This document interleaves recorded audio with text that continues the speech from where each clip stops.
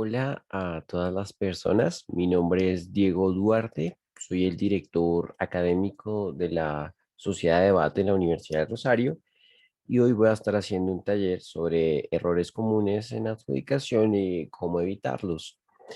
Entonces, simplemente quiero hacer algunas aclaraciones antes de empezar con el taller y voy a reducirme a 5 errores comunes que me parece que he visto bastante en el circuito.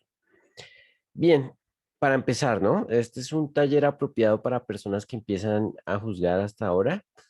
Mm, la habilidad de ser un buen juez es una habilidad y por tanto no se puede aprender simplemente leyendo o teniendo un papel que no es activo en el circuito, porque parte de ser un buen juez implica desarrollar esa capacidad de analizar todo holísticamente, pensarlo todo sistémicamente y es algo que toma tiempo. Entonces, me parece importante dejar eso en claro. No obstante, este taller puede ser una invitación también para que consulten otros tipos de materiales para que puedan mejorar como jueces, como la guía de jueces y debatientes de SEMUDE, los videos de los equipos de adjudicación del Corea 2021 sobre debate.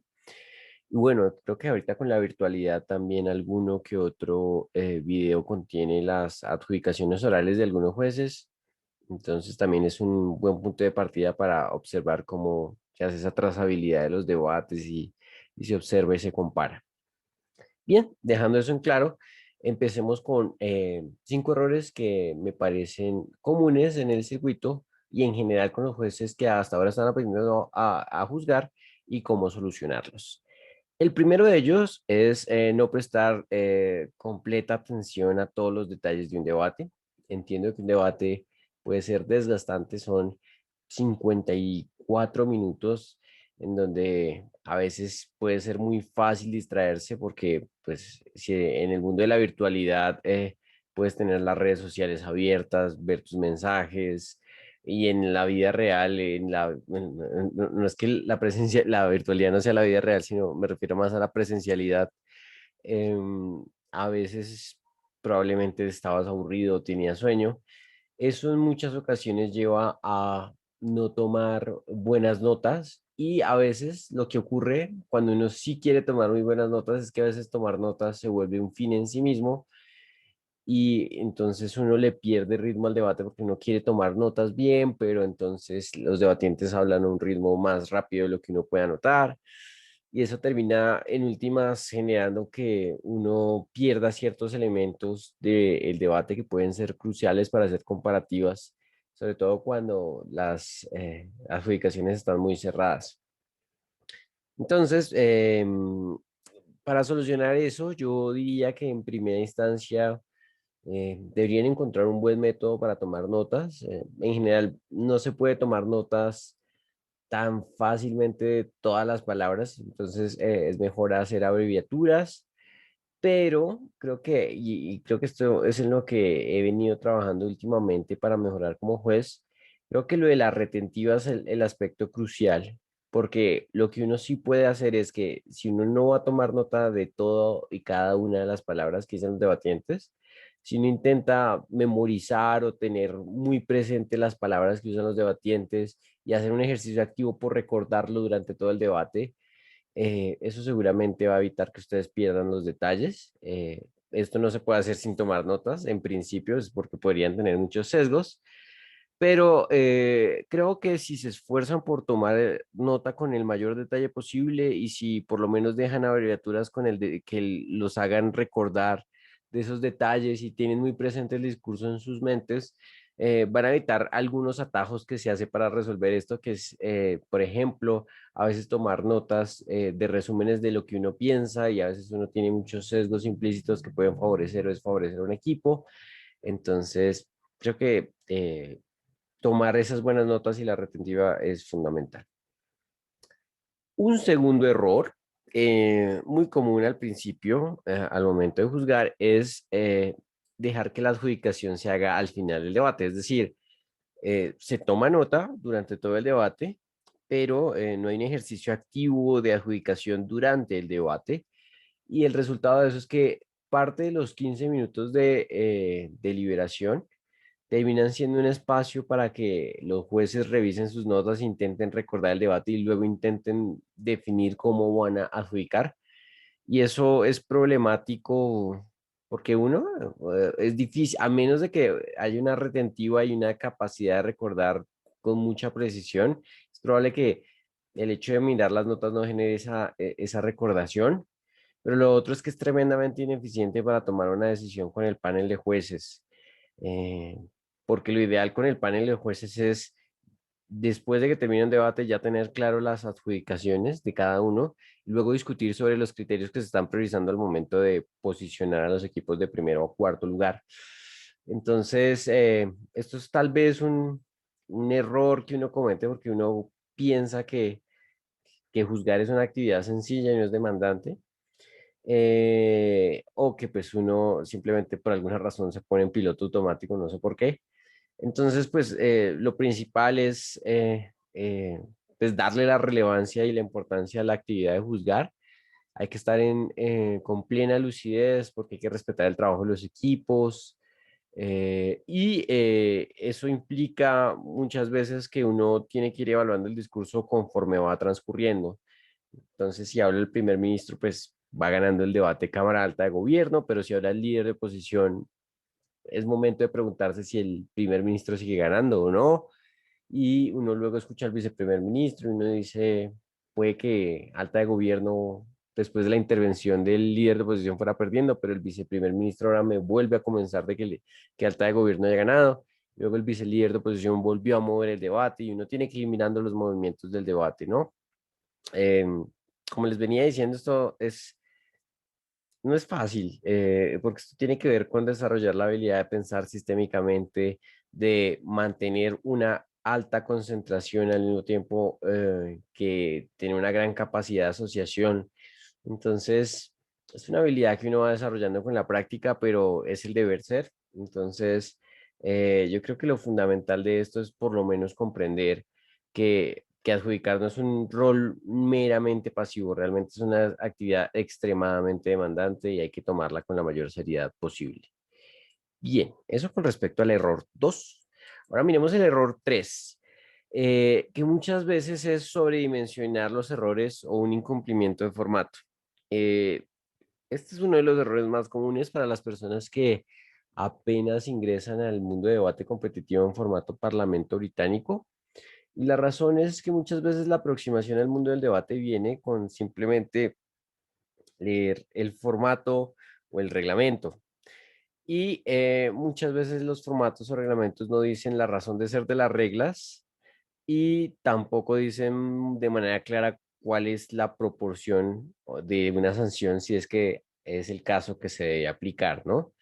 Entonces, a veces es común que un acuchillamiento, que es básicamente contradecir a la cámara alta o entre oradores, que también pueden ser tensiones, sea magnificado de manera que no correspondía y eso termine perjudicando un equipo o que tal vez el látigo trae algún nuevo argumento y eso pues simplemente como no estaba permitido en el reglamento deja un sesgo muy fuerte en el juez y el juez ya no puede considerar si ese equipo puede ganar incluso el debate y más bien tiene una propensión a dejarlo siempre de cuarto.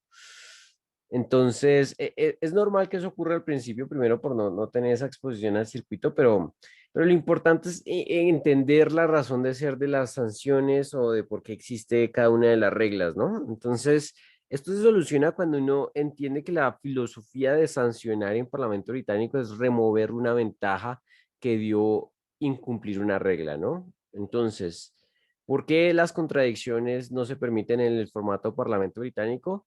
Porque genera una injusticia con los equipos de la contraparte, porque deben ahora tener dos líneas diferentes para refutar un caso y no saben cuál caso puede ser más importante que otro, ¿no? Entonces, eh, eso es una de las razones por las que las contradicciones no se permiten. La razón por la que los látigos no argumentan es porque no hay una oportunidad suficiente para dar respuestas a esos nuevos argumentos, especialmente si uno es látigo de oposición. Entonces, cuando uno empieza a comprender paso a paso las razones de ser de cada una de las reglas y las sanciones, pues simplemente lo que uno hace es remover la ventaja de haber incumplido la sanción, ¿no? En este caso, la ventaja de tener un argumento que no va a tener suficientes respuestas en el látigo se remueve pues ignorando completamente ese contenido. Pero lo que ocurre es que muchas veces, como no se tiene clara la filosofía detrás de por qué existe esa norma, lo que suele darse es que hay una doble sanción, ¿no? Porque no solamente se ignora ese argumento nuevo, sino se ignora a veces todo el discurso o a veces simplemente eso es una consideración suficiente para poner a un equipo en cuarto lugar. Pero si ustedes miran, es una sanción suficiente quitar la ventaja que da la norma, ¿no? Que un látigo que tiene 7 minutos y dedica 2 minutos a hacer un nuevo argumento, ahora no se le valore esos 2 minutos, implica que pues ya el hecho de quitarle la ventaja, pues pone en una, pues una posición de castigo a ese orador porque probablemente solo se valore en 5 minutos de su discurso. Entonces, es simplemente tener en cuenta, ir pensando las razones de ser detrás de las reglas. Muchas veces están explicadas en los reglamentos, no, en los reglamentos, no, en las guías de jueces y debatientes, y en muchos talleres de adjudicación también se encuentran disponibles. Entonces, en última se trata de ese construir el criterio, ¿no? Pero esto pues también tiene su parte de dificultad, ¿no? Porque a veces con una contradicción, con un razonamiento que debe ser ignorado. Entonces uno entra a sopesar cuál era el valor relativo de un razonamiento dentro del caso, si el razonamiento era periférico, el razonamiento era crucial para la lógica interna del argumento. Y pues esto da pie a muchas discusiones muy valiosas que en últimas son las que justifican tener paneles de buenos jueces para poder llegar a un consenso sobre cuál era el valor relativo de una ventaja o una desventaja. Bien. El error número 4 que quiero tener en cuenta es el de no tomar en cuenta los puntos de información. Y es que en el formato de Parlamento británico, los puntos de información particularmente son una de las mejores formas de permitir respuestas directas entre los equipos de cámaras altas con cámaras bajas. Y pues son un elemento fundamental en ciertos debates que son muy cerrados para juzgar holísticamente, es decir, mirar cómo valorar la contribución de un equipo sobre otro. Entonces, esto es más por el hecho de, de anotarlos, pero no tomarlos en cuenta como algo sustantivo o de no mirarlos al momento de no estar tan claros, ¿no? Entonces, como jueces, siempre es importante saber quién hizo el punto de información, qué quería decir, cómo se miró la respuesta y mirar, por ejemplo, si en una cruzada larga, probablemente la Cámara Baja Oposición tiene un buen caso, pero probablemente su punto de información no fue una buena, el punto de información que recibió la Cámara Alta no fue una buena respuesta y cómo valorar eso y cómo valorar si Alta de Gobierno tuvo una oportunidad justa de responder y si ya había análisis preventivo para responder a ese caso, o si ya habían algunos mecanismos para pensar que algo se debía priorizar por encima de otra cosa. Entonces, reitero, esto es algo que también se desarrolla con la práctica, pero importante que para desarrollar esta práctica se tenga en cuenta los puntos siempre como algo elemental de la adjudicación.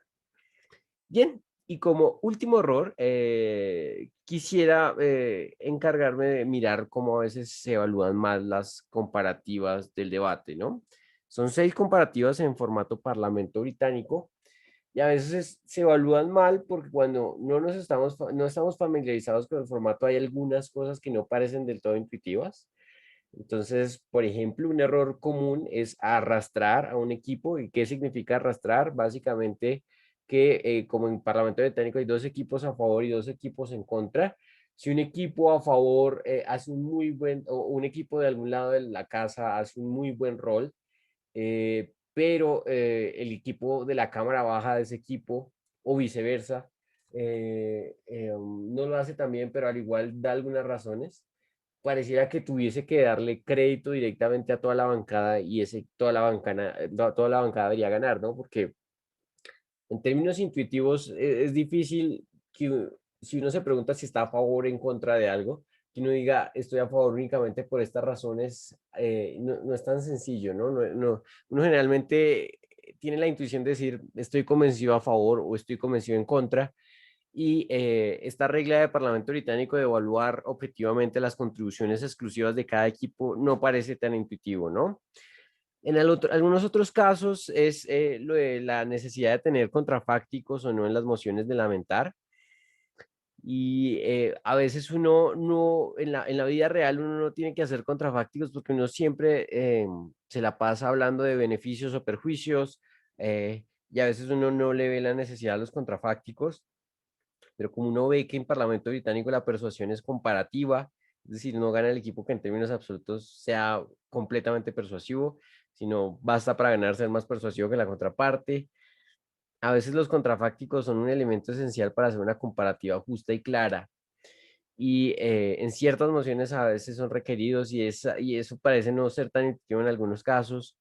Y bueno, es importante como corregir eso, y eso se corrige con el manual, los manuales de jueces, pero a veces también tiene que ver con una mala comprensión del espíritu de las normas del formato, ¿no?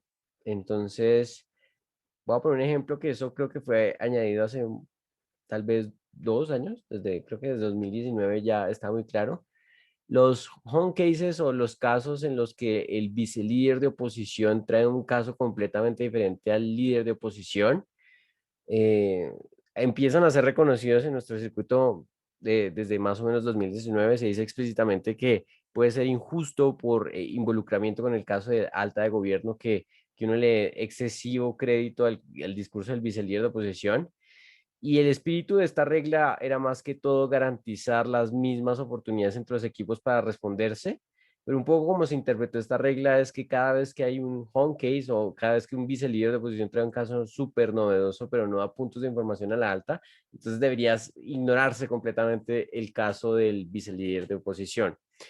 Eh, lo que ocurre muchas veces con esas malas interpretaciones es pensar que debate Parlamento británico se trata de tener reglas claras y de aplicarlas taxativamente, pero el formato está diseñado para jugar con el espíritu de las reglas, porque es muy casuístico debate. No, si se dejaran reglas específicas, taxativas, obligatorias, dogmáticas, pues se podrían cometer muchísimas injusticias, ¿no? Entonces, está esa tensión entre querer controlar y tener muy claro las reglas del formato, pero también está esa tensión con la idea de debates extremadamente cambiante porque siempre hay diferentes mociones, siempre hay diferentes casos y hay que saber lidiar con el caso a caso.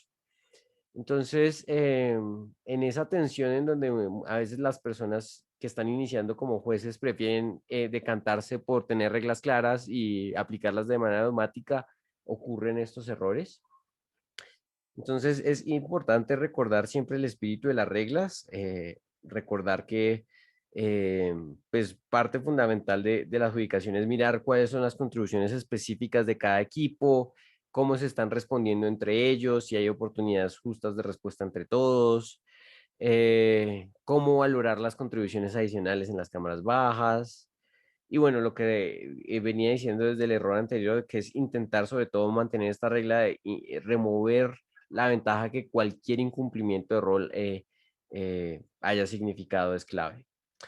Entonces, esos eran los 5 errores que para mí son importantes trabajar.